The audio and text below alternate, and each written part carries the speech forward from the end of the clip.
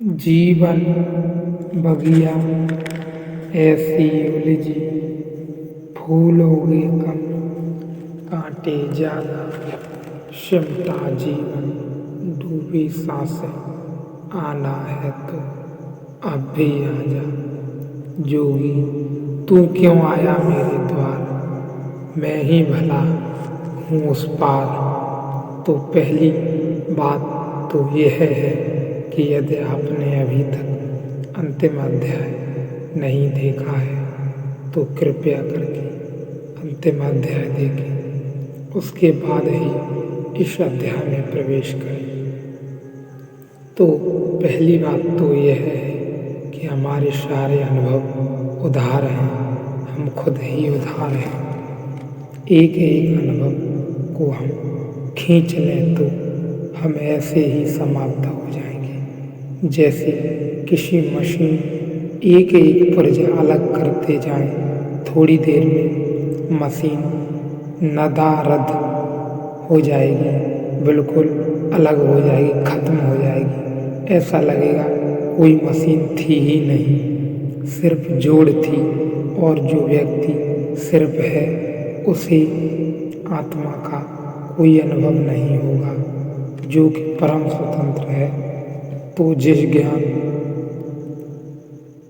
को ऋषि कहते हैं कि ब्रह्म ज्ञान है, उस ज्ञान को हम समझें कि वह ज्ञान क्या है। तो पहली बात तो उस ज्ञान की है कि वह ज्ञेय पर निर्भर नहीं है, वह किसी वस्तु पर निर्भर नहीं है। जब ज्ञान ज्ञेय पर निर्भर होता है तो ज्ञान एक संबंध होता है, और जब ज्ञान ज्ञेय पर निर्भर नहीं होता तो ज्ञान एक अवस्था होती है, एक अवस्था होता है। अवस्था और संबंध का फर्क समझ लेना बहुत जरूरी है इस मार्ग में आगे बढ़ने के लिए। मैंने कहा कि मैं आपको प्रेम करता हूँ, अगर आप नहीं हैं तो मेरा प्रेम खो जाएगा, क्योंकि मेरा प्रेम एक संबंध है जिसमें दो का जुड़ना जरूरी है। दो हों तो बीच में प्रेम का संबंध जुड़ जाएगा। संबंध है जिसमें दो का जुड़ना जरूरी है। दो हैं तो ही संबंध जुड़ जाएगा, एक घट जाएगा संबंध तत्काल गिर जाएगा।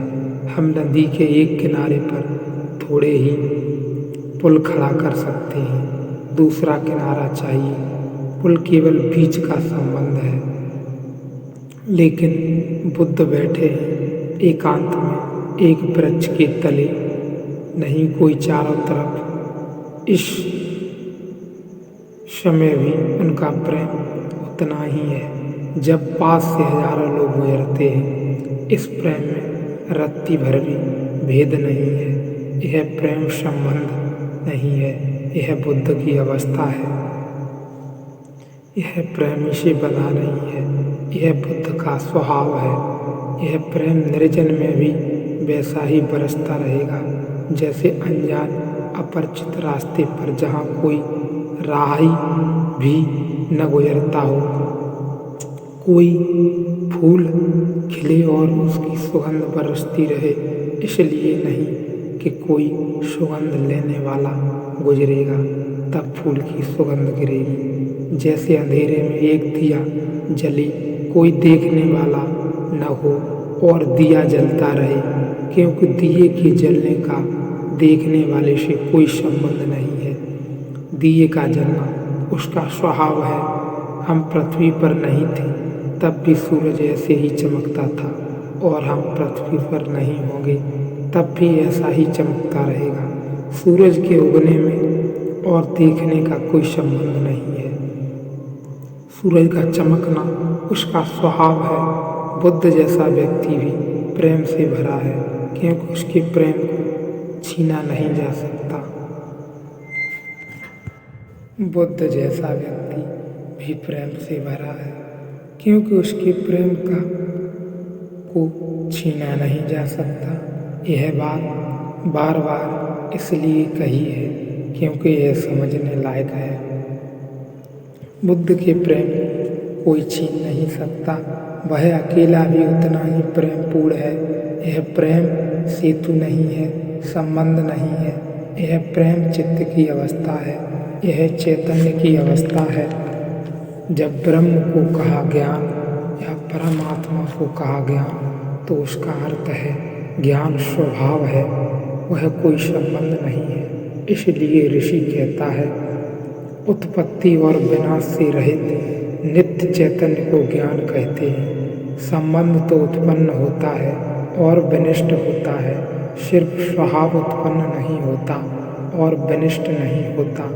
मैं आपको प्रेम करता हूँ, कल नहीं करता था, आज करता हूँ। जन्मा प्रेम और बड़ा पागलपन तब पैदा होता है जब हम किसी जन्मी हुई चीज को शाश्वत बनाना चाहते हैं, तब पागलपन हो जाता है। जन्मी चीज तो मरेगी ही, जिस दिन जन्मी है उसी दिन जान लेना था कि मरेगी। जिस दिन हम जन्म के बैंड बाजे बजाते हैं उसी दिन अर्थी उठाने की तैयारी हो जाती है। समय का फासला थोड़ा लगेगा, फूल खिल रहा है तभी उसके गिरने की शुरुआत हो गई, झड़ने की शुरुआत हो गई। जन्म के साथ मृत्यु तो बंधी है। जन्म है एक छोर, मृत्यु है दूसरे छोर। तो जो प्रेम जन्मता है वह मरेगा भी, और जिसकी उत्पत्ति होगी उसका विनाश भी होगा ही।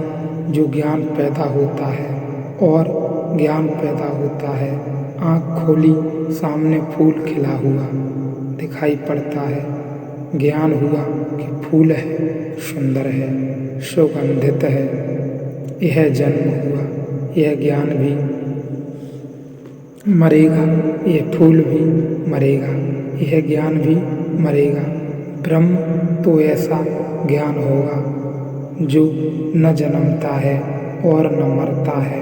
इसका अर्थ यह हुआ कि ज्ञान किसी वस्तु के संदर्भ में नहीं होगा, वह ज्ञान स्वभाव ही होगा, वह सदा सही होगा। जैन फकीर अपने साधकों को कहते हैं कि अपने ओरिजिनल फेस, अपने मौलिक चेहरे की खोज करो। जब तुम जन्मे थे नहीं तब तुम्हारा चेहरा कैसा था, और जब तुम मर जाओगे तब तुम्हारा चेहरा कैसा होगा। इस पर ध्यान करवाते हैं। बड़ा कठिन है, क्या सोचिएगा, क्या ध्यान करिएगा। ध्यान करवाते हैं इसलिए ताकि इसको सोचते सोचते सोचना विचारना बंद हो जाए। क्योंकि जो चीज़ नहीं सोची जा सकती, अगर उस पर सोचेंगे तो एक घड़ी आएगी जब सोचना बंद हो जाएगा। जैन फकीर कहते हैं एक हाथ की ताली कैसे बजेगी, इस पर ध्यान करो। एक हाथ की ताली तो बज नहीं सकती, पर वे कहते हैं इसी पर ध्यान करो। अगर साधक कहता है यह तो बज ही नहीं सकती, असंभव है, तो वह कहते हैं तुम इसकी फिक्र छोड़ो कि बस बज सकती है कि नहीं बज सकती, तुम पहले कोशिश करो। हम कहते हैं तुम पहले कोशिश करो, ध्यान करो महीनों। इस बिल्कुल फिजूल की बात पर ध्यान करवाते हैं कि एक हाथ की ताली बज सकती है, कैसे बजेगी, नहीं तो सवाल ही नहीं है। यह इसलिए है ताकि जो विचारना एवं सोचना है उसकी ग्रंथि नष्ट हो सके एवं उसको आवागमन रुक सके एवं वह नष्ट हो सके, पूर्ण रूप से